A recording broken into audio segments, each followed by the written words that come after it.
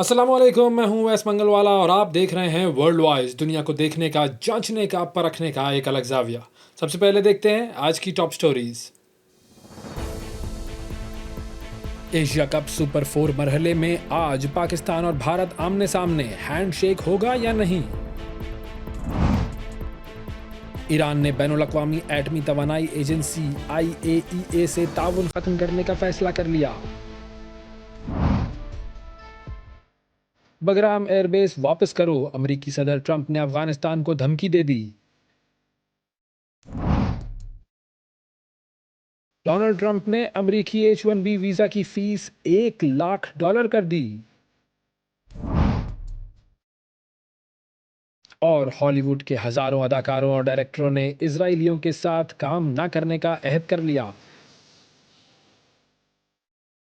Top stories आपने देखी नाजरीन। अब सबसे पहले बात करते हैं पाकिस्तान का मुकाबला भारत। आज मैच होने जा रहा है एशिया कप सुपर 4 मरहले का। ये दूसरा मैच है जिसमें आज पाकिस्तान और भारत एक दूसरे के आमने सामने होंगे। दुबई में ये मैच खेला जाएगा और एंडी पायक्राफ्ट यही मैच रेफरी होंगे। पाकिस्तान और भारत के दरमियान जब भी मैच होते हैं उसमें एक्साइटमेंट होती है, स्ट्रेस होता है, लेकिन अब ये जो एक्साइटमेंट है, ये जो स्ट्रेस है, ये पॉलिटिक्स में बदल चुकी है। और ज़ाहिर है हम सब जानते हैं कि दोनों टीमों की क्या स्ट्रेंथ्स हैं, क्या वीकनेसेस हैं, किसके जीतने की उम्मीद है, किसके हारने की उम्मीद है, कौन अपसेट कर सकता है, कौन क्या कर सकता है, कौन सा खिलाड़ी क्या कर रहा है, ये सारी चीज़ें हमें पता है। लेकिन अब मामला जो है वो पॉलिटिक्स पर आ गया है और जिस तरीके से भारत ने क्रिकेट में पॉलिटिक्स को इंट्रोड्यूस किया और अब वो क्रिकेट में पॉलिटिक्स को बढ़ाता जा रहा है, उससे हमें ये बात सामने बिल्कुल साफ समझ में आ रही है कि भारत जो है उसका जहन जो है वो कैसा है और वो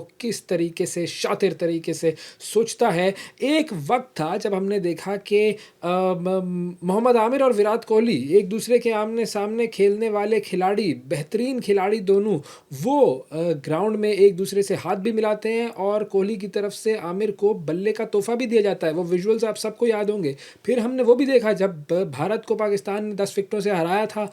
रिजवान और बाबर की शानदार बैटिंग थी और उस मैच के बाद किस तरीके से विराट कोहली और मोहम्मद रिजवान बड़े अच्छे तरीके से गले लगे थे। तो एक वो वक्त था और एक अब ये वक्त आ गया है कि भारत की टीम जो है वो पाकिस्तान से हाथ भी नहीं मिलाती है। अब ग्रुप का जो मैच था उसमें तो पाकिस्तान को भारत ने 7 विकेटों से शिकस्त दे दी थी। आज क्या होने जा रहा है, क्योंकि हैंडशेक का तनाज़ा और मैच के बाद जो भारतीय कप्तान जो सूर्या कुमार यादव है उसका जो सियासी बयान था, उसकी वजह से दोनों ममालिक के दरमियान कशीदा माहौल जो है वो मज़ीद ख़राब हो चुका है। और अब देखना यह है कि आज ग्राउंड में क्या होता है। नसीम राजपूत साहब सीनियर स्पोर्ट्स जर्नलिस्ट हमारे साथ हैं, उनसे बात करते हैं। अस्सलाम वालेकुम नसीब साहब। वालेकुम अस्सलाम। थैंक यू सर, आपने प्रोग्राम के लिए वक्त निकाला। सबसे पहले मैं चाहूँगा कि जी, ये हम जानते हैं कि जो कुछ भारत ने लास्ट मैच में किया हाथ ना मिलाकर, उसके बाद क्या क्या हुआ, क्योंकि बहुत सारी कन्फ्यूजन्स हैं इस हवाले से। तो ये चीज़ ज़रा मैं चाहूँगा कि आप थोड़ा सा अगर हमें समझा सकें कि उस मैच के बाद पाकिस्तान का रिस्पांस क्या था और क्या क्या हुआ। देखिए, हैंडशेक सबसे पहले तो एक चीज समझ में आ जानी चाहिए, हमारी टीम को भी आ जानी चाहिए कि आप वहां पे हाथ मिलाने नहीं गए। और अगर हमने हैंडशेक की बात की थी ओवेश भाई, तो उसका मकसद सिर्फ ये था कि एक अच्छा जेस्चर जाना चाहिए, स्पोर्ट्समैन स्पिरिट के मुनाफी कोई चीज ना हो। मेरा ख्याल है कि हमने थोड़ी सी लूज बॉल खेली थी, हाथ नहीं मिला रहे हो कि हम भी नहीं मिला रहे। लेकिन जहाँ पे सूर्या कुमार यादव ने अपनी फोर्सेस को इंस्पायरेशन का सबब करार दिया था और पहलगाम वाकये की बात की थी और वहाँ जो लोग भी वफात पा गए थे उनको याद किया था, उनके नाम की थी, वो मेरे ख्याल है एक डिफरेंट चीज थी जो खेल के मैदान में नहीं आनी चाहिए। इस वक्त पाकिस्तान और भारत की सूरत हाल क्रिकेट में भी ऐसी बन गई है वेज भाई कि आधा ग्राउंड जैसे भारत की बॉर्डर के उस पार है, आधा ग्राउंड इधर है और बीच में पिच बनी हुई है। ऐसा माहौल इंडिया ने क्रिएट कर दिया इस मैच के लिए। देखिए ना, जो कुछ भी वो 6-0 का वाकया हुआ, हम स्पोर्ट्स में इन चीजों को लेके नहीं आते। अल्लाह ने हमें जो फतह नसीब फरमाई वो उनको हजम होके नहीं दे रही। अब वो पहलगाम वाकये के पीछे चले जाते हैं और मुख्तलिफ चीजों के पीछे चले जाते हैं। फिर उसके बाद पाकिस्तान ने बहुत कोशिश की कि वो मैच खेलने चले जाएं और इंटरनेशनल क्रिकेट काउंसिल उस रेफरी को हटा दे। देखिए पाकिस्तान ने प्ली कहाँ पे की थी ओवैस भाई, इंटरनेशनल क्रिकेट काउंसिल में जिसके सरबराह जेशा है, या पाकिस्तान ने मैरलीबॉर्न क्रिकेट क्लब में की थी, एमसीसी में जिसके सरबराह सौरभ गंगुली हैं। तो हर जानिब तो इंडिया छाया हुआ है। तो आप एक्सपेक्ट कर सकते हैं आज भी पाइक्रॉफ्ट जो है वो पाकिस्तान और इंडिया के मैच में मैच रेफरी है। और रमीज राजा ने उनके लिए कहा था कि उनके ब्लू आइट बॉय कि वो हमेशा जो है वो इस मैच में होते हैं। कल भी जब सवाल किया गया सूर्या कुमार यादव से प्रेस ब्रीफिंग में कि क्या आप हाथ मिलाएंगे, तो वो हंस के उस सवाल को टाल गए। जबकि कपिल देव जो फॉर्मर कैप्टन है, 1983 वर्ल्ड कप के कैप्टन थे जो इंडिया ने फतह किया था, तो उन्होंने कहा कि इस चीज में नहीं पड़ना चाहिए, ये रस्म और रिवाज भूल जाना चाहिए। पाकिस्तान टीम अच्छा नहीं खेलेगी, वो मेहनत करेगी तो अच्छा खेल लेगी, लेकिन ये रस्म और रिवाज के हाथ मिलाना जरूरी है। भूले इस चीज को और अपने खेल पे फोकस करें। तो बड़ी हर तरफ से इंडिया से जिस तरह की बातें आ रही है, आप अंदाजा करें जिस वक्त सुनील गावस्कर ने ये बात कही थी कि एशिया कप पाकिस्तान इंडिया का नहीं होना चाहिए, तो मैंने इस पे जावेद मियांदाद साहब से राय ली। तो जावेद भाई मान ही नहीं रहे थे कि सनी भाई ऐसा कह सकते हैं, सनी भाई इतने पढ़े लिखे आदमी है, सनी भाई ने तो हमेशा बड़ी डिफरेंट बात की है, सनी भाई कैसे। मैंने कहा जावेद भाई उन्होंने वीडियो में कहा हुआ है, मैं आपको वीडियो भी भेज देता हूँ। कहने लगे यार मैं नहीं मानता कि सनी भाई ने ऐसा कहा होगा, और मैं उनको रिप्लाई ही नहीं कर सकता, मेरे इतनी एक ताल्लुक रहा है। गो के जावेद भाई पूरी तरीके से पाकिस्तान के साथ खड़े थे। उस जंग के दौरान भी जो इंडिया ने माहौल क्रिएट किया था भाई, नरेंद्र मोदी साहब आपकी हरकत थी, उसका हमने रिप्लाई किया था। अब 1.5 करोड़ आवाम भी रोती हुई दिखाई देगी, हर आदमी बात कर रहा था इंडियन टीम को जाके नहीं खेलना चाहिए, इंडियन टीम को जाके नहीं खेलना चाहिए। लेकिन वो जो 170 मिलियन डॉलर का मुआहदा किया था जे शाह ने, जिस वक्त वो एसीसी के सरबराह थे जो अब मोहसिन नकवी हैं, तो उन्होंने उस उसकी पासदारी निभाई है। और जिस नेटवर्क ने लिया था, सोनी स्पोर्ट्स नेटवर्क ने, वो उसमें उनके बहुत बड़े शेयर्स दिखाई देते हैं, जो इतलात है उसमें अमित शाह उनके वालिद के शेयर दिखाई देते। अगर शायद इंडिया में भी किसी और चैनल के पास होता, तो हो सकता है इंडिया पैसों के लिए आ जाता, वो इज्जत साइड में रख के आ जाता। लेकिन उसमें तो जाती तौर पे उनकी इन्वॉल्वमेंट पता चली है कि काफी हद तक शेयर्स उनके हैं। तो अब अपने पैसे बचाने के लिए जेशा साहब हर चीज की कुर्बानी देने को तैयार हैं। एंडी ने क्या वाकई माफ़ी मांग ली है पाकिस्तानी टीम से? देखिए हमने वीडियो जारी की है, अगर हम वीडियो जारी नहीं करते तो जिस तरीके से इंडिया का बूदी मीडिया आज भी बकवास करता हुआ दिखाई दे रहा है, वो वैसे ही बकवास कर रहा होता कि माफी तो मांगी नहीं है, वही मैच रेफरी है। हम मैच रेफरी के कमरे में जाके बैठे हुए हैं, जिसमें पाकिस्तान के मैनेजर नवेद अकरम चीमा बैठे हुए हैं, कप्तान सलमान आगा बैठे हुए हैं, माइक हैसन कोच बैठे हुए हैं, और हमारा मीडिया मैनेजर जो टीम के साथ है वो वीडियो बना रहा है। और ये बनाना शायद मजबूरी थी, वो कि ये एथिकली अच्छा नहीं था। एक मीटिंग हो रही थी वहां पे इंटरनेशनल क्रिकेट काउंसिल की, इसीलिए वो बार बार बात कर रहे हैं अपने प्लेयर्स एंड ऑफिशियल एरिया की खिलाफ वर्जी की है। खिलाफ वर्जी नहीं की थी, हम तो अपने मौकिफ पे कायम थे। हम नहीं खेल रहे, हमारी टीम तो की वजह से मैच भी डिले हुआ, क्योंकि हम चाहते थे कि मैच रेफरी एटलीस्ट इस चीज का एक्सक्यूज जरूर करे। तो उन्होंने किया। अब भारतीय मीडिया चीखता हुआ दिखाई दे रहा है, ना तो मैच रेफरी हटा है, ना तो जी माफी मांगी है, और पाकिस्तान बैकफुट पे आ गया और उसने खेला। भाई पाकिस्तान बैकफुट पे आता तो मैच 7:30 बजे ही शुरू होता। पाकिस्तान बैकफुट पे आता तो पाकिस्तान टीम होटल में का अपना सामान बस में रखने के बाद अपने कमरों ठंडे कमरों में नहीं बैठी होती। पाकिस्तान बैकफुट पे आता तो फिर मुआहदा नहीं चल रहा होता, जो डिस्कशन चल रही थी आईसीसी की और पीसीबी के ऑफिशियल्स की, और फिर इधर पाकिस्तान में मोहसिन नकवी साहब, नजम सेठी साहब, रमीज राजा साहब को लेके बैठे हुए थे। तो हमने बहुत सारी चीजें हमारे प्रूफ करने के लिए काफी है। जैसे आज तक वो लोग पूछ रहे होते हैं कोई एक मलबा तो दिखा दो, राफेल कहाँ पे गिरा था। तो भाई अब वो इसलिए हमें वीडियो बनानी पड़ी, शायद अब वो वीडियो भी नहीं बनाते वरना। अच्छा, इंडियन मीडिया जो है वो अब ये कह रहा है कि आईसीसी अब पीसीबी के खिलाफ कार्रवाई कर रहा है क्योंकि पीसीबी ने कोई प्रोटोकॉल ब्रीच किया है, एक वीडियो वगैरह बनाई है। अब इसमें क्या सच है? आईसीसी पहले तो कार्रवाई करे सूर्या कुमार यादव के खिलाफ, कि जिसने पोस्ट मैच जो ब्रीफिंग थी जहां पे वो बात कर रहे थे, संजय मंजरेकर से हंस रहे थे और बातें कर रहे थे कि हमने उनके नाम किया, हमने अपनी फोर्सेस के नाम किया, वो खेल में लेकर आए इस चीज को, पहलगाम वाकये को लेकर आए। चलो आप अपनी फोर्सेस से इंस्पायर हैं, आपने ये बात कह दी, समझ में आती है, लेकिन आप पहलगाम वाकये को लेकर आए, इट मीन्स कि आपने सियासत को इसमें इन्वॉल्व किया। फिर आपने अगले दिन देखा होगा राशिद खान, वो जो वो कहते हैं ना, वो एक दूल्हा होता है, एक उसका शहबाला होता है। तो वो अफगानिस्तान की टीम इस वक्त इंडिया की शहबाला बनी हुई है। पाकिस्तानी अंपायर फैसल आफरीदी के साथ जिस तरीके से इंसल्टिंग बिहेवियर था, कि उनके खिलाड़ी जब मिलने के लिए गए थे, अभी बांग्लादेश से मैच हार गए, वो ऐसा फील कर रहे थे अफगानिस्तान वाले के जैसे अपसेट हो गया। वो अपसेट नहीं था, कल उन्होंने श्रीलंका को भी हरा दिया। जो श्रीलंका ने अभी शानदार क्रिकेट खेली थी, तो बांग्लादेश ने तो उनको भी हरा दिया। तो उस लिहाज से अगर हम देखते हैं, तो आप राशिद खान के खिलाफ भी एक्शन लें। और वो तो वीडियो मौजूद है कि जिसमें वो कह रहे हैं, हाथ मिला रहे हैं फैसल आफरीदी से, तो छोड़ो, हटो वहां से, वापस इधर आओ।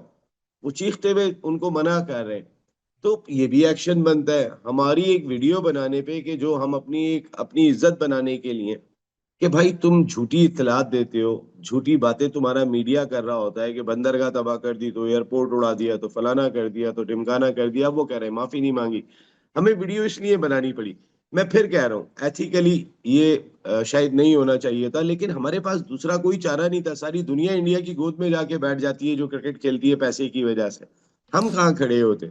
चलें अब परफॉर्मेंस की ज़रा बात करते हैं। ये बताइएगा कि हमारी परफॉर्मेंस जो है वो इतनी डल क्यों लग रही है? बॉडी लैंग्वेज की भी बात कर लें, वो भी बड़ी डल लग रही है। इसकी क्या वजह है? पता है, टांगे उनकी कांपनी चाहिए। वो बेचारे जिस प्रेशर में आए हुए हैं, कि जंग हारने के बाद उनकी पूरी कौम चीख रही है पाकिस्तान से नहीं खेलना चाहिए, उनके क्रिकेटर्स चीख रहे हैं नहीं खेलना चाहिए, उनकी अपोजिशन ने एक हंगामा क्रिएट किया हुआ है कि नहीं खेलना चाहिए। लेकिन वो पैसों के लिए आ गए तो प्रेशर किस पर है? क्या पाकिस्तान के ऊपर है? नहीं, उनके ऊपर प्रेशर है। हमने क्या किया कि हमने वो प्रेशर गंवा दिया। जब हमने टॉस भी जीता, तो हम उनको बैटिंग देते। हमने 10 विकेट से जब मैच जीता था, तो इसी दुबई के स्टेडियम में हमने उनको खिलाया था, शुरू में आउट किया था, प्रेशर डाला था। हम जब खुद 137 करके आउट हो गए, जहाँ 100 बनाना भी हमारे लिए एक जुए शीर लाने के मुतरादिफ हो गया था। तो उसके बाद तो फिर चाहे शाहीन आ जाए या जो भी आ जाए, ये रन रोकना मुश्किल हो जाते हैं। हमने जो प्रेशर में उन्हें देना था और एक अवेश भाई, आपको बड़ी मजेदार चीज बताऊं, अब तक एशिया कप में 3-3 मैचेस खेले। अगर आप देखेंगे अवेश भाई, आप हैरान रह जाएंगे कि इंडियन प्लेयर्स तो कहीं दिखाई नहीं दे रहे। उनका एक अभिषेक शर्मा चौथे नंबर पर दिखाई देता है, जिसने अब तक इस इवेंट में 3 मैचों में 99 रन बनाए। उसका स्ट्राइक रेट भी अच्छा है, जो इस वक्त सबसे ज्यादा 225 दिखाई देता है। उसके बाद जो इंडिया का दूसरा बैटर है, वो 20वें नंबर पर है, तिलक वर्मा। इस दौरान में पाकिस्तान के 4 बैटर आ जाते, कि जिनकी परफॉर्मेंस उनसे ज्यादा बेहतर दिखाई देती है। फखर की, हारिस की, आपके शाहीन शाह अफरीदी के रन जो है वो तिलक वर्मा से ज्यादा हैं, जो 64, और उन्होंने 31 गेंदों पे तकरीबन उतने ही स्ट्राइक रेट से किए जो स्ट्राइक रेट अभिषेक शर्मा का था। इस दौरान में आपका साहबजादा फरहान। तो हमारे 4 प्लेयर हैं। अगर मैं टॉप 20 की बात करता हूं, तो उनका एक चौथे नंबर पे, तो हमारा छठे नंबर पर है फखर जमान, इस वक्त की मैं बात कर रहा हूँ। लेकिन ऊपर कौन है जिनसे हमें सीखना चाहिए? ऊपर हांगकांग का प्लेयर नजाकतुल्ला भी दिखाई देता है। ऊपर यूएई का वसीम दिखाई देता है। अगर चले निरसमा की मैं बात कर लेता हूँ, श्रीलंका की, तो वो एक पुरानी टीम है। आपको सद्दीकुल्ला अफगानिस्तान का दिखाई देता है। ये सब इनसे ऊपर है। तो ऐसा नहीं है कि इंडिया ने कोई आउट ऑफ वे जाके कोई हंगामा मचाया हुआ है। हम डरे हुए हैं, हम सहमे में। बॉलिंग डिपार्टमेंट की अगर मैं बात करता हूँ, तो टॉप पर जुनेद सिद्दीकी दिखाई देते हैं इस वक्त, जो इनका ताल्लुक इमारात से है। दूसरे नंबर पे कुलदीप यादव है। उनकी 9 विकेट थी, इनकी 8 विकेट है। इनकी इकॉनमी 6 है। पाकिस्तान का जो अबरार है, उसके 3 मैचों में 3 आउट जरूर है, लेकिन मोस्ट इकोनॉमिकल बॉलर है। 3.41 की औसत से उसने बॉलिंग की है। अच्छा, इस दौरान में पाकिस्तान के साइम अयूब आ जाते हैं, जिनकी 5वीं पोजीशन है। शाहीन शाह अफरीदी आ जाते हैं। और उनका जो दूसरे नंबर पे बॉलर आता है अक्षर पटेल, वो इस वक्त है 15 नंबर पे। और इस दौरान में भी दुनिया के और बॉलर हैं। तो हमें हौसला पकड़ने के लिए इतनी सारी चीजें मौजूद हैं, कि इंडिया की अपनी परफॉर्मेंस देखो इस एशिया कप में क्या है, उनकी परफॉर्मेंस इंडिविजुअली देखो, तो पाकिस्तान उनसे ऊपर दिखाई दे रहा है। उन्होंने बाकी इमारात के खिलाफ जो मैच खेला, ओमान के खिलाफ मैच खेला, वो खैर इमारात में वाला मैच तो वो 57 रन पे आउट करके 4.3 ओवर में चेस करके जीत गए थे। तो उसके बावजूद भी कि चले भाई, उन्होंने 57 पे आउट किया था, उनके बॉलर्स बहुत टॉप पर होंगे। उनका एक कुलदीप यादव दिखाई देता है, जिसके 8 आउट है। तो आपके साइम अयूब, जिन्होंने कमाल किया हुआ है, 3 डक के साथ वो इस वक्त बैटिंग में मौजूद है। अच्छा, अब पाकिस्तानी टीम के लिए साइकोलॉजिस्ट को हायर किया गया है। अब मुझे ये बताएँ, मतलब मेरी समझ में ये बात नहीं आ रही कि साइकोलॉजिस्ट क्या कोई जादूगर होता है जो एक दिन पहले आएगा और सारे मसाइल टीम के हल कर देगा? अवेश भाई, मैं आपको थोड़ा सा पीछे लेके जाता हूँ। एक मरतबा क्या हुआ कि वसीम अक्कार, शुएब अख्तर की टीम हुआ करती थी, तो मकबूल बाकरी साहब एक होते थे साइकोलॉजिस्ट। इस दफा तो राहील साहब की किसी की खिदमत हासिल की है। तो वो गए थे, वो बताते हैं, मैं एक दफा मेरी बात हो रही थी, कहने लगे कि मैं टीम के साथ तो चला गया, अब मैं हॉल में अकेला बैठा रहता था, कोई खिलाड़ी आता ही नहीं था कि मैं किसको लेक्चर दूंगा, किसको समझाऊंगा। उस वक्त वो तो खैर, आप वो प्लेयर भी बड़े थे, उनके दिमाग भी डिफरेंट थे, वो चीज ही अलग थे, वो हैंडल अपनी मर्जी से करते थे। ये तो बेचारे हमारे चूजे हैं यार, जो उनके दिल गुर्दे दिखाई दे रहे हैं। मुझे तो देख के बड़ा हैरत होती है कि मेरी मुल्क की क्रिकेट कहाँ चली गई है। अब इनके सामने ये तो बच्चे बैठ गए होंगे, लेकिन हम पहले मीडिया में अक्सर मजाक किया करते थे कि पाकिस्तानी क्रिकेटर्स को साइकोलॉजिस्ट देख रहा है, तो उसके बाद साइकेट्रिस्ट को कौन देखेगा, उसका इलाज कौन करेगा। और उस जमाने में वो एक नंबर के चीज हुआ करते थे, वो प्लेयर भी बड़े थे, उनका अंदाज भी मुख्तलिफ था। इस बार बिल्कुल ही उनके दिल गुर्दे डाउन हुए में, तो साइकेट्रिस्ट तो उठाने की कोशिश कर रहा होगा, लेकिन अल्लाह करे कि कोई साइकेट्रिस्ट को भी उठा ले, क्योंकि इनको समझाना बड़ा मुश्किल काम दिखाई देता है। अल्लाह करे कोई अच्छा काम किया हो। अच्छा, सबसे ज़्यादा तनकीद हो रही है साइम अय्यूब पर कि साइम अय्यूब, वो मीम्स चल रहे हैं कि साइम अय्यूब जो है वो सईद अजमल बन गया है, उसको सईद अनवर समझकर टीम में लाए थे। लेकिन मतलब क्या हुआ है साइम अय्यूब के साथ, ऐसा क्या हुआ है कि वो एक रन भी नहीं बना सका है, विकेटें ले रहा है? देखिए, साइम का ये परफॉर्मेंस आपको काफी अरसे से आ रहा है, जब से वो इंजरी के बाद से है। इंजरी से पहले थोड़ी फॉर्म उनकी थी, तो हम बैठ के रो रहे थे वो चैंपियंस ट्रॉफी में नहीं है, साइम होता तो हम ये कर देते, वो कर देते। अच्छा हुआ नहीं था भाई। जिस तरीके से वो पूरा पीएसएल खेले, उसके बाद जो ये एशिया कप खेले या ट्राई सीरीज खेले, उनकी नाकामियों का सिलसिला दराज होता चला जा रहा है। देखिए, सईम जिस तरह की गेंदें कर रहे हैं, उनको बाहर नहीं कर सकते। आपके पास कौन सा कोई पीछे जडेजा बैठा हुआ है या हार्दिक पांड्या बैठा हुआ है, आप बिठा तो सकते नहीं है। आपने उनको खिलाना तो पड़ेगा जो उन्होंने बॉलिंग की है अब तक, लेकिन उन्हें एज ए ओपनर खिलाना इस वक्त की सबसे बड़ी हिमाकत होगी। मैं इसलिए अवेश भाई ये बात कह रहा हूँ कि पाकिस्तान की ये टीम 5 ओपनर्स के साथ खेल रही है। साइम, साहबजादा फरहान, फखर जमान, हसन नवाज और विकेट कीपर। तो अगर आप जो है वो 5 ओपनर के साथ गए और पांचों आपकी प्लेइंग 11 में, तो भाई थोड़ा शफल कर लो। जिन दो से परफॉर्म नहीं हो रहा उनको नीचे ले आओ और दो ऊपर भेज दो। आपके पास है कौन? खुशदिल शाह आपने बिठाया हुआ है, आपने हुसैन तलत बिठाया हुआ है। मेरा नहीं ख्याल कि अगर आपने इतने दिनों में उनको मौका कम दिया है तो उनको दोबारा खिलाना चाहिए। आपको इन्हीं के साथ जाना चाहिए, लेकिन फखर से ओपन कराएं, आप हसन नवाज से ओपन कराएं, अपने विकेट कीपर से ओपन कराएं। आप अगर कराना पड़ती है, वो भी फोकर तैयार है, इधर उधर मार के आउट हो जाता है और प्रेशर पड़ेगा। लेकिन आपका ओपनिंग पेयर अब तक प्रेशर में डाल के गया, चाहे ओमान के खिलाफ हो, चाहे इमारात के खिलाफ हो, चाहे इंडिया के खिलाफ हो। तो आपको कोई आउट ऑफ द बॉक्स तो करना पड़ेगा। और मैं फिर एक बात और जरूर आपसे कहूंगा अवेश भाई, कि वसीम जूनियर को खिलाएं। पाकिस्तान का डेथ ओवर का बेहतरीन बॉलर है, बजाय आप हारिस रऊफ को खिला रहे हैं।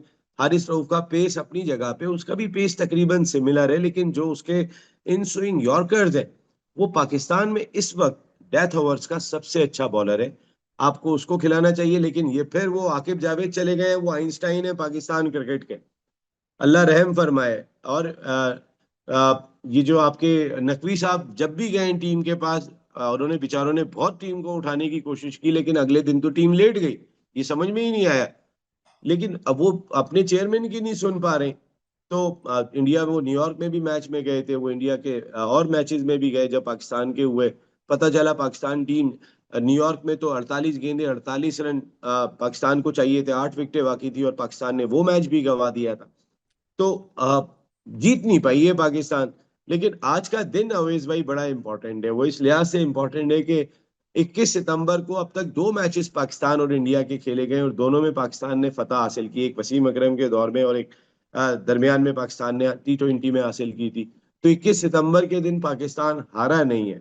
आज का दिन हमारे लिए 21 सितंबर ही बनता है, हम हैट्रिक करते हैं, या ये भी सितमगर बन जाता है, जिस तरह का सितम हमारी टीम अपनी कौम के साथ कर रही है। बहुत शुक्रिया अदा करेंगे, नसीम राजपूत साहब हमारे साथ मौजूद थे, सीनियर जर्नलिस्ट, और बात हो रही थी आज के पाकिस्तान भारत मैच की। देखते हैं कि ग्राउंड में क्या होता है। कुछ बैनुल अक़वामी ख़बरें हैं जिनकी तरफ हम जाना चाहेंगे। सबसे पहले बात करते हैं जी ईरान की। ईरान ने बैनुल अक़वामी जो एटमी तवानाई एजेंसी है IAEA उससे ताउन ख़त्म करने का फ़ैसला कर लिया है और ये जो ऐलान है ये ईरान की सुप्रीम नेशनल सिक्योरिटी काउंसिल की जानिब से किया गया है और ये इक़दाम बेसिकली उस वक़्त सामने आया है कि जब अक़वाम मुत्तहिदा की सलामती कौंसिल ने ईरान पर जो आयद पाबंदियाँ हैं उनको ख़त्म करने की करारदाद मुस्तरद कर दी है और ईरान का अब जो मौक़िफ़ है वो ये है कि यूरोपीय ममालिक की जानिब से नई पाबंदियों के बायस अब IAEA के साथ ताउन जारी रखना बिल्कुल भी मुमकिन नहीं रहा है और अगरचे ईरान ने ताउन ख़त्म करने का कोई बाज़ाब्ता वक्त तो नहीं बताया है, लेकिन माहिरीन के मुताबिक ये जो फ़ैसला है ये ख़ित्ते में नई कशीदगी को जन्म दे सकता है और बेसिकली जुमे को अक़वाम मुत्तहिदा की जो सलामती कौंसिल है उसमें करारदाद पेश की गई थी और करारदाद के हक़ में सिर्फ 4 ममालिक ने वोट दिया था और 9 ममालिक ने मुखालिफत की थी और उसके बाद ये करारदाद मंजूर ना हो सकी। तो अब ईरान पर जो है वो पाबंदियाँ हैं मज़ीद बढ़ती रहेंगी, इस वजह से अब ईरान ने ये फ़ैसला किया है। आगे बढ़ते हैं जी और अब आपको ज़रा लेकर चलते हैं अफ़गानिस्तान और अमेरिका के कुछ मामलात की तरफ। अमेरिकी सदर डोनाल्ड ट्रंप ने अफ़गानिस्तान को वार्निंग दे दी है, बल्कि यूँ कहिए कि धमकी दे दी है और उन्होंने ये कहा है कि अगर बग्राम एयरबेस उन लोगों को वापस नहीं दी गई जिन्होंने उसे बनाया था यानी अमेरिका, तो बहुत बुरा होगा अफ़गानिस्तान के साथ। तो अब बेसिकली डोनाल्ड ट्रंप ये चाह रहे हैं कि बग्राम एयरबेस जो है वो दोबारा से अमेरिका की मिल्कियत में आ जाए और ये जो बेसिकली जो बयान है सदर ट्रंप ने ये बयान अपना जो सोशल मीडिया उनका प्लेटफॉर्म है ट्रूथ सोशल उसकी एक पोस्ट में लिखा और फिर सहाफ़ियों से भी इसी तरह की उन्होंने बातचीत की जिसमें उन्होंने बग्राम की स्ट्रेटेजिक अहमियत पर जोर दिया और ये बात उन्होंने जो एक जॉइंट प्रेस टॉक थी सर कियर स्टामर के साथ बरतानिया के जो वज़ीर आज़म हैं उसमें भी उन्होंने ये बात की थी। अब 2021 में अमेरिकी इनख़ला के बाद बग्राम एयरबेस जो है वो तालिबान के कंट्रोल में आ गई थी, जबकि तवील अरसे तक उससे पहले ये एयरबेस जो है ये अमेरिकी ऑपरेशंस का मरकज़ रही थी और इस एयरबेस की बहाली या अमेरिका जो है इसको दोबारा हासिल करना चाहता है उससे मुताल्लिक़ ट्रंप ने अफ़गानिस्तान को बड़ी धमकी दी है कि अगर ये एयरबेस अमेरिका को वापस नहीं मिला तो बहुत बुरा होगा और अफ़गान हुक्काम जो हैं उनका ये कहना है कि काबुल मुज़ाकरात के लिए तो तैयार है, लेकिन अमेरिका को वस्ती एशियाई मुल्क में फ़ौज की तैनाती की इजाज़त नहीं दी जाएगी। तो ये साफ़ कह दिया है तालिबान ने। अब जो एक्सपर्ट्स हैं वो ये कह रहे हैं कि बग्राम की जो दोबारा वापसी है या फिर बहाली जो है वो अमली तौर पर एक बड़ा पेचीदा मामला है और फिर महंगा भी मामला है, क्योंकि उसमें ज़ाहिर है बड़े वसाइल फ़ौजी वसाइल चाहिए ख़ित्ते में, फिर तवील मुद्दत के लिए आपको दिफ़ाई इंतज़ामात करने होंगे, तो ये एक बहुत बड़ा पेचीदा मामला है। और इससे पहले एक और मरतबा सदर ट्रंप ने ये कहा था कि अमेरिका को बग्राम एयरबेस को कभी भी नहीं छोड़ना चाहिए था और अब उसे दोबारा हासिल करने के लिए अफ़गानिस्तान से मुज़ाकरात जारी हैं। तो ये पहले भी उन्होंने कहा था, अब देखना ये है कि अब ये मामला आगे कहाँ तक जाता है। और अमेरिका का ही एक और मामला है वो हम प्रोग्राम में अब शामिल करते हैं। अमेरिकी प्रेसिडेंट ने एक एग्जीक्यूटिव ऑर्डर पर साइन कर दिया है और अब उसमें उन्होंने ये कहा है कि जो भी कंपनीज़ बाहर से लोगों को बुलाएंगी मुलाजिमत के लिए, अमेरिकी कंपनीज़ जो हैं H1B वीज़ा देकर उनको $1 लाख सालाना फ़ीस देनी पड़ेगी अगर वो H1B वर्कर वीज़ा के ज़रिए लोगों को स्पॉन्सर करते हैं। सद्दाम तुफ़ैल साहब हमारे नुमाइंदे हमारे साथ मौजूद हैं, अमेरिका से हमें ज्वाइन कर रहे हैं, उनसे हम बात करते हैं। सद्दाम, ये जो डिसीजन है इसका बैकग्राउंड क्या है और इम्प्लीमेंटेशन इसकी कब से होगी? देखिए, सोचने की बात यह है कि ये फैसला जो है, क्या वो कौमी मफाद में है? जी बिल्कुल। ये फैसला कौमी मफाद में है क्योंकि गुज़िश्ता कई सालों से ये चीज़ सामने आ रही है कि जो H1B वीज़ाज़ होते हैं, वो जो है, जो यहाँ पर जैसे इंडियन अमेरिकन्स हैं, जब वो स्पॉन्सर करते हैं, तो वो भारत के ही अपने या इंडिया से ही अपने जो भी उनके अज़ीज़ व अक़रबा होते हैं, उन्हीं को स्पॉन्सर करते हैं। और ज़्यादा पीछे की बात हम नहीं करते, 2024 की बात कर लेते हैं कि देखिए H1B वीज़ा की एक स्ट्रेंथ होती है, आई मीन एक तादाद होती है कि दुनिया भर से इतने लोग आ सकते हैं। 2024 की आप स्टैट्स उठा के चेक कर लें, 71% यानी 71% H1B वीज़ा पे जो भी लोग आए हैं यहाँ पर वो इंडिया से है। तो देखिए, ये तो एक नाइंसाफ़ी वाली बात है कि देखिए यूएस गवर्नमेंट के जो भी फैसले होते हैं वो किसी मज़हब या कौम या उनके खिलाफ नहीं होते हैं, वो कौमी मफाद में होते हैं। इसके साथ साथ जो है वो सबके लिए बराबर होते हैं। लेकिन जब इस तरह का एक सिलसिला होगा कि एक बाकायदा जो स्पॉन्सर करने वाला है वो यहाँ पर लोग मौजूद हैं तो भी, या दुनिया की दीगर कंट्रीज में टैलेंटेड लोग मौजूद हैं तो भी, तो वो कम टैलेंट वाले शख्स को अगर इंडिया से वो बुला रहे हैं तो जाहिर सी बात है कि ये तो एक खुली नाइंसाफी है। तो जब उन्होंने ये देखा तो उन्होंने कौमी मफाद को मद्देनजर रखते हुए उन्होंने ये $1 लाख का जो है ये एग्जीक्यूटिव ऑर्डर के जरिए ये पास कर दिया, और 21 सितंबर से ये नाफिजुल अमल हो चुका है। लेकिन यहाँ ये भी सोचने की बात है कि ये जो अब जो नए H1B वीजा अप्लाई करेंगे ये उनके लिए है, जिनके पहले ही केस अंडर प्रोसेस है ये उनके लिए नहीं है। अच्छा, अब H1B के लिए तो $1 लाख देने होंगे कंपनीज को, तो अब जो लोग जाना चाह रहे हैं वहाँ पर उनके पास ऑप्शंस क्या हैं? देखिए, यहाँ पर मैं आपको एक ये बात बता दूं कि हमारे जो पाकिस्तान के जो लोग हैं मुख्तलिफ प्रोफेशंस में, ये बहुत टैलेंटेड लोग हैं। और अगर हम हेल्थ की बात कर लेते हैं तो हमारे डॉक्टर्स जो हैं वो पूरी दुनिया में वो अपना लोहा मनवा चुके हैं। इनफैक्ट यूएस के अंदर भी हमारे बहुत काबिल डॉक्टर्स मौजूद हैं, और हमारे जो डॉक्टर्स हैं ये इसको सिर्फ एक प्रोफेशन समझ के नहीं करते। ठीक है, 100% की मैं बात नहीं करूंगा, लेकिन मेजोरिटी की बात करूंगा, और मेजोरिटी इज अथॉरिटी। तो हमारे जो डॉक्टर्स हैं ये इस शोबे को प्रोफेशन से बढ़कर एक इबादत समझ के करते हैं, जिसकी वजह से ये आउट ऑफ द वे जाके एक खिदमत के जज्बे के तहत काम करते हैं, और यहाँ पर बहुत अच्छी पोजीशंस पे हैं। अब यहाँ पर सोचने की बात यह है कि अब जो हमारे मुख्तलिफ शोबे, आईटी सेक्टर में तो ऑफकोर्स इंडिया आ गया है, लेकिन अगर हम हेल्थ की बात करते हैं हमारे डॉक्टर्स किसी से कम नहीं है। अब ये जो एक तशवीश की लहर दौड़ गई है, तो ये मैं आपको बता दूं कि देखिए, ठीक है, H1B वीजा पर अगर $1 लाख की बात की गई है कि वो वो फीस रखी गई है वो अदा करने होंगे, लेकिन देखिए दूसरे ऑप्शंस मौजूद होते हैं।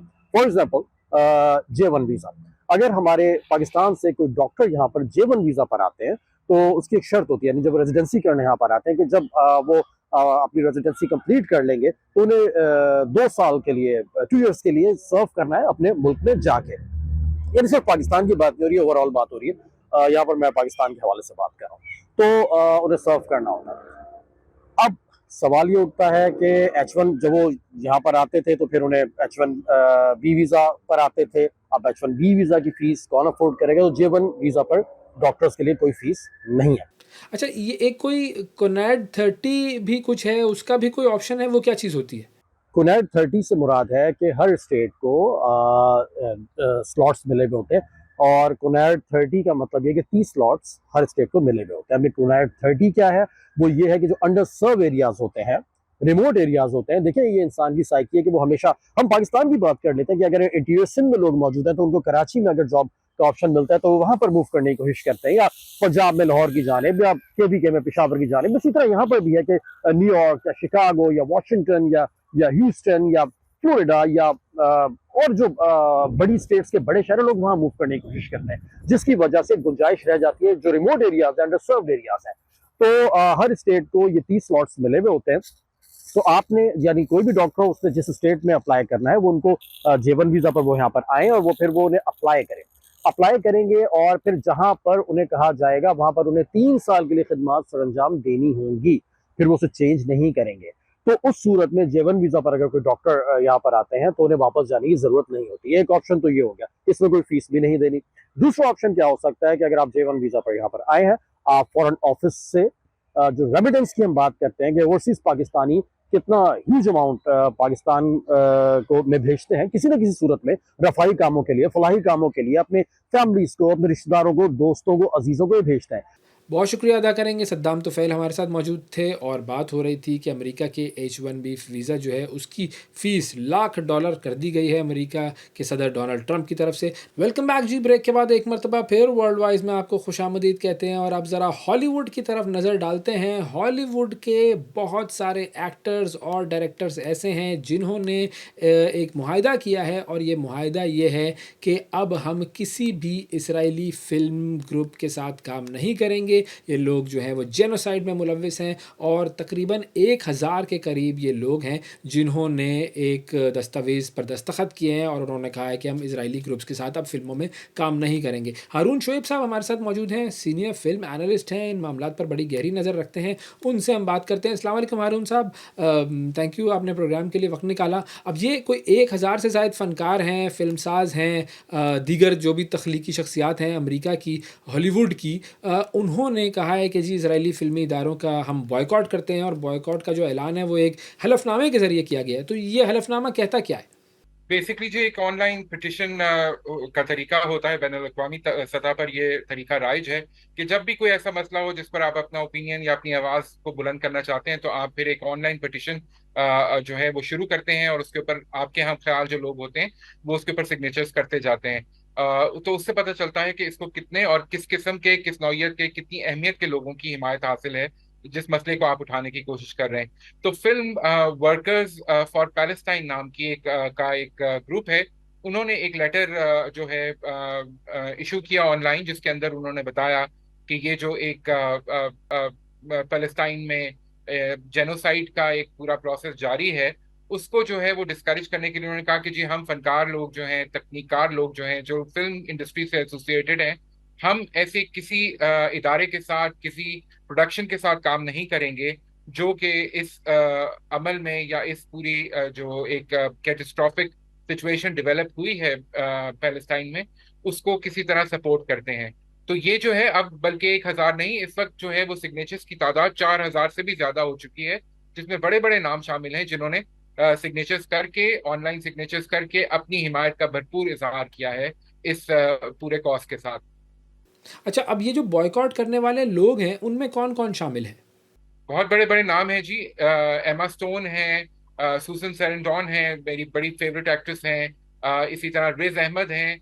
तो तकरीबन 4,000 के करीब लोग हैं। बड़े डायरेक्टर्स भी हैं इसमें, फिल्म मेकर्स भी हैं, ब्रिटिश इंडस्ट्री से भी हैं, अमेरिकन हॉलीवुड के फिल्म इंडस्ट्री से वाबस्ता अफराद तो हैं ही, ऑफ कोर्स सिंगर्स भी हैं और तकनीकार भी हैं। दूसरे लोग जो कि प्रोडक्शन में, एक बहुत बड़ा प्रोडक्शन यूनिट होता है, आपको पता ही है, तो उसमें मुख्तलिफ रोज में मुख्तलिफ लोग जो हैं वो इन्वॉल्व होते हैं। तो उन सब में से बहुत बड़ी कसीर तादाद में लोगों ने दस्तखत किए हैं, और ये नंबर बढ़ता जा रहा है तेजी से। अच्छा, मैं चाहूँगा आप हमारे नाज़रीन को थोड़ा ये भी बताएँ कि हॉलीवुड में इज़राइल का असर कितना है और किस तरह का है? देखिए जी, जाहिर है कि फिल्म इंडस्ट्री तो कैपिटल से चलती है। जो कि प्रोड्यूसर्स के पास पैसा होता है वो प्रोडक्शंस बनाते हैं। तो ऑफ कोर्स बहुत अरसे से जो है वो आप जानते हैं, बैनुल अक़वामी सतह पे जो मीडिया है उसके ऊपर बड़ी कड़ी गिरफ्त रखते हैं, जो कि जूइश लॉबी है जिसको हम कहते हैं, उन लोगों की एक गिरफ्त है। और वो जाहिर है कि हॉलीवुड के ऊपर भी उसके असर हमें नजर आते हैं। बहुत सी फिल्में भी बन चुकी हैं, बहुत दफा इसके ऊपर बात भी होती है। लेकिन अहम बात यह है कि उसमें ही बहुत से ऐसे फनकार हैं, बहुत सी ऐसी आवाजें हैं जो कि वक्तन फवक्तन सुनने को मिलती रहती हैं, और जो कि पैलेस्टाइन के लिए जो हक सच पे जो बात करते हैं वो आवाजें उठती रहती हैं। एंजेलिना जूली का हमें पता है कि उन्होंने पिछले दिनों पैलेस्टाइन के हवाले से बहुत सख्त स्टेटमेंट दिया। लूपा ने कहा, बिली एलिश ने इसी तरह इसके ऊपर बात की है, और जीजी हदीद और बेला हदीद तो ऑफ कोर्स इसके ऊपर बात करते ही हैं, क्योंकि उनका अपना ताल्लुक भी मिडिल ईस्ट से है। उनकी उनकी जो उनका खानदान है वो मिडिल ईस्ट से ताल्लुक रखता है, तो वो भी इसके ऊपर बात कर चुके हैं। तो बहुत सारे ए लिस्टर फनकार जो हैं, जिनको हम स्क्रीन के सामने देखते हैं या जो परफॉर्मिंग साइट पे हैं, तकनीकारों के अलावा, और इसमें डायरेक्टर्स भी जो बड़े बड़े नाम हैं, उन्होंने वक्तन फवक्तन इस हवाले से आवाज उठाई है। लेकिन मेरे ख्याल में अब ये आवाजें काफी तेज होती जा रही हैं। अब ये जिस ऑनलाइन पिटीशन की हम बात कर रहे हैं आज, उस पिटीशन के हवाले से हम देखते हैं कि एक बड़ी यूनिफाइड आवाज and across industries, across regions, across countries नजर आ रही है, जो कि इसमें हम आवाज होकर ये मुतालबा कर रहे हैं कि ये जेनोसाइड रोका जाए। अच्छा, क्या इज़राइल की मुखालिफत में भी हॉलीवुड में कुछ काम होता है या उसे रोक दिया जाता है, और अगर रोका जाता है तो किस तरह रोका जाता है? अच्छा जी, बिल्कुल। हॉलीवुड की शायद किसी बड़े बैनर से तो नहीं, लेकिन इंडिपेंडेंट फिल्म मेकर्स जो हैं वो काम करते हैं, आवाजें उठाते हैं। मैं बहुत से पैलेस्टीनियन फिल्म मेकर्स को भी जानता हूं जो के बावजूद इंतहाई मुश्किल हालात के अपनी फिल्में बनाते रहते हैं। और मजे की बात यह है कि अब फिल्म फेस्टिवल्स के अंदर इस बात को सुना जा रहा है। अभी द वॉइस ऑफ हिंद रजब, जिसके ऊपर बहुत बात होती है, जो कि हिंद रजब एक बच्ची थी जो कि गाजा के अंदर इसराइली मसालिम का शिकार हुई, उसकी कहानी की फिल्म जो है वो इंटरनेशनल लेवल के ऊपर बहुत से अवार्ड्स भी जीत रही है, फिल्म फेस्टिवल्स में स्टैंडिंग ओवेशंस मिल रही हैं उसको। तो जाहिर है कि वो जो इंडिपेंडेंट फिल्म मेकर्स हैं वो एक बेहतर तरीके से बात कर सकते हैं। और मैं अगेन ये बात वाजे कर देना चाहूंगा कि जरूरी नहीं कि तमाम जूइश मजहब से ताल्लुक रखने वाले लोग जो हैं वो इसराइली पॉलिसियों के साथ एसोसिएट करें। हमने बहुत से ऐसे जूइश फिल्म मेकर्स भी देखे हैं जिन्होंने खड़े होकर पैलेस्टीनियंस के साथ अपनी आवाज मिलाई है और ये कहा है कि जी हमें हमें ये डिस्टिंक्शन करने की जरूरत है कि इसराइल की पॉलिसी जो है वो जरूरी नहीं कि जुइश मुकम्मल आबादी जो दुनिया में है उसके ख्यालात के साथ हम आहंग हो। तो हमने देखा कि अभी रिसेंटली एक फिल्म फेस्टिवल के अंदर एक इसराइली डायरेक्टर ने बड़ी स्ट्रॉन्ग स्टेटमेंट दी और उन्होंने ये कहा कि जी हम अपनी हुकूमत की पॉलिसीज के साथ इत्तेफाक नहीं करते हैं और ये जो जिस किस्म का जेनोसाइड प्रैक्टिस किया जा रहा है मिडल ईस्ट में, ये बिल्कुल गलत है। और उसके ऊपर जो है वो काफी जो इसराइली लॉबी है वो तिलमिला के रह गई थी। अच्छा, मैं चाहूँगा कि अगर आप कोई ऐसी फ़िल्म भी सजेस्ट कर सकें जो कि इज़राइल का असल चेहरा दुनिया को दिखाती हो, तो हमारे नाज़रीन वो ज़रूर देखेंगे। जी बिल्कुल, अगर मैं जिस तरह अभी बात कर रहा हूँ, अभी रिसेंटली रिलीज हुई फिल्म वॉइस ऑफ हिंद रजब जो है, जिसको मौका मिल सकता है वो जरूर देखे। अभी तो वो फिल्म फेस्टिवल सर्किट्स में चल रही है, लेकिन इंशाल्लाह बहुत जल्द वो हमें इंटरनेशनली ग्लोबली अगर रिलीज हो जाती है तो देखने को मिलेगी। डॉक्यूमेंट्री फिल्म है। हिंद रजब एक पैलेस्टीनियन लड़की की जिंदगी के ऊपर है। और जितना मैंने पढ़ा है उसके बारे में, जितना मैं रिव्यूज पढ़ रहा हूँ, जिस तरह लोगों के कमेंट्स आ रहे हैं, तो वो एक बहुत स्ट्रॉन्ग पावरफुल नैरेटिव सेट करती है। इस तरह की और फिल्में अवेलेबल हैं, नेटफ्लिक्स पे भी एक दो फिल्में इस तरह की मौजूद हैं। जैसे अभी हमने देखा था कि लाइफ इन गाजा के नाम से एक फिल्म थी जो कि ऑनलाइन भी अवेलेबल है। वो बहुत खूबसूरत डॉक्यूमेंट्री फिल्म है, वो लोग देख सकते हैं। फीचर फिल्म्स के हवाले से अगर बात की जाए तो फीचर फिल्म शायद इतनी नहीं बनी है, लेकिन अब मैं ये देख रहा हूँ कि जब हॉलीवुड में एक अवेकनिंग आ रही है तो उसके बाद जरूर फिल्म मेकर्स भी और एक्टर्स और एक्ट्रेसेस भी इस तरफ तवज्जो देंगे कि वो मिलकर एक ऐसा प्रोजेक्ट कंसीव कर सकते हैं जो कि इसराइल के इस नैरेटिव को कम्बैट करे और पैलेस्टीनियन पर्सपेक्टिव को भी सामने रखा जाए।